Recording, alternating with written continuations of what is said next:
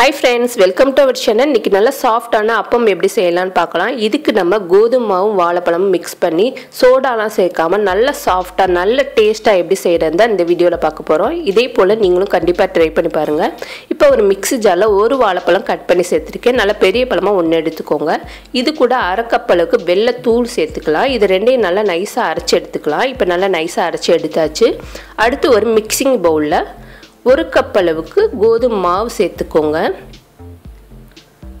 இப்போ கோதுமை மாவு சேர்த்ததுக்கு அப்புறமா நம்ம அரைச்சு வச்ச வாழைப்பழம் வெல்ல பேஸ்ட்டையும் சேர்த்துக்கலாம். இப்போ எல்லாமே சேர்த்ததுக்கு அப்புறமா இது கூட 1/2 டீஸ்பூன் அளவுக்கு ஏலக்காய் தூள் சேர்த்துக்கலாம். அப்போ நல்லா சாஃப்டா வரதுக்கு 1/2 கப் அளவுக்கு காய்ச்சி ஆற வச்ச பால் எடுத்துர்க்கேன்.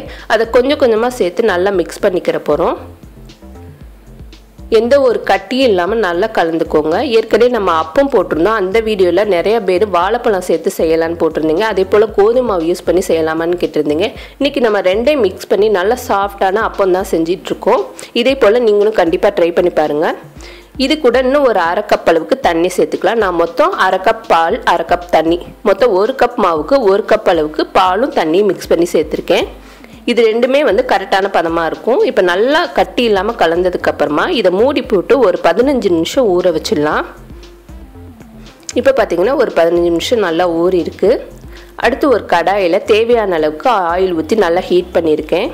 இப்போ நல்லா ஹீட் ஆனதுக்கு அப்புறமா நம்ம கலந்து வச்ச மாவு இந்த மாதிரி ஒரு குழிக்கரண்டியை எடுத்துக்கோங்க. அதில் ஒரு கரண்டி அளவுக்கு எடுத்து நம்ம அப்போ சேர்த்துக்கலாம்.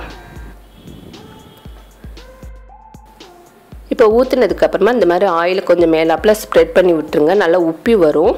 அடுப்பை மீடியமாவே வச்சு போறீங்க. அப்பதான் நம்மளுக்கு கருகாம நல்லா சாஃப்டா நல்ல கலர் மாறாம நம்மளுக்கு கரெக்டான பதத்துக்கு புரிஞ்சு வரும்.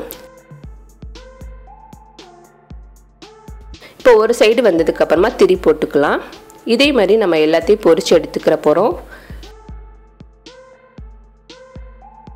இப்போ நம்மளோட சாஃப்டா டேஸ்டான கோதுமை மாவு வாழைப்பழம் அப்பம் ரெடி ஆயிடுச்சு.